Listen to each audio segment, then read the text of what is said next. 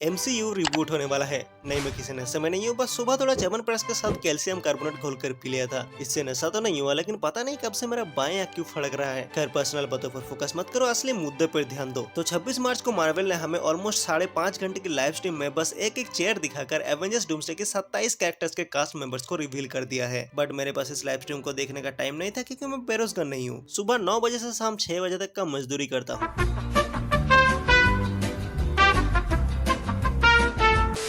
तो इन 27 कैरेक्टर्स के नाम मैं डिस्क्रिप्शन में डाल दूंगा, देख लेना। अब तुम मुझे बोलोगे कि ये तो हमें ऑलरेडी पता है, तो तू क्यों बता रहा है? तो देखो, भले ही तुम्हें ये पता है, लेकिन इसके पीछे काफी कुछ छुपा हुआ है जो तुम्हें शायद ना पता हो। तो सबसे पहली बात तो ये है कि इतने सालों से हम जिस टीम को MCU में देखते आ रहे हैं, यानी एवेंजर्स अब MCU का मेन फेस नहीं होने वाला है। वैसे भी अब ओजी एवेंजर्स है ही कहाँ। स्टीव एंड क्लिंट तो रिटायर्ड हो चुके हैं, नाताशा और टोनी परलोक में बॉक्सिंग कॉम्पिटिशन कर रहे हैं, एंड हल्क का छोटा होता जा रहा है। मैं हाइट की बात कर रहा हूँ, यानी अब ओजी एवेंजर्स में से सिर्फ थॉर ही बच रहा है, जो कि इस लिस्ट का एक लौता एवेंजर है। वैसे तो इस लिस्ट में थंडरबोल्ट्स एंड एक्समेन भी हैं, लेकिन इस कास्ट रिवील में जिन्हें बहुत ज्यादा इंपोर्टेंस दिया गया है वो है फैंटास्टिक फोर की टीम को, खास करके पेड्रो पास्कल के मिस्टर फैंटास्टिक को, क्योंकि RDG के चेयर के जस्ट बगल में पेड्रो पास्कल के चेयर को रखा गया है। बस सीक्रेटली हमें ये चीज बताने के लिए कि ये है अब MCU का नया चेहरा, प्रोबेबली, क्योंकि ये fantastic four and multiversal story बस सीक्रेट वॉर तक ही चल सकता है, जिसके बाद हो सकता है मार्वल को एक रिबूट की जरूरत हो। पूरा हार्ड रिबूट नहीं, बस एक सॉफ्ट सी, क्योंकि अगर कोई न्यू ऑडियंस MCU को एक्सप्लोर करना चाहे तो उसे रिसेंट एक मूवी देखने के लिए 17 साल का होमवर्क पूरा करना होगा, यानी प्रीवियस जितनी भी मूवीज एंड सीरीज है वो सब देखना पड़ेगा, कुछ को छोड़ के। एंड इसीलिए एक सॉफ्ट रिबूट के बारे में मार्वल सोच सकता है, क्योंकि मार्वल को अल्टीमेटली पैसे चाहिए, तो इसके लिए वो लोग ब्लैक विडो को भी फिर से जिंदा कर सकते हैं। एंड जरूरत पड़ी तो हमें हल्क वर्सेस ब्लैक विडो भी देखने को मिल सकता है, क्योंकि हल्क नताशा को छोड़ के किसी और के साथ बच्चा कैसे पैदा कर सकता है।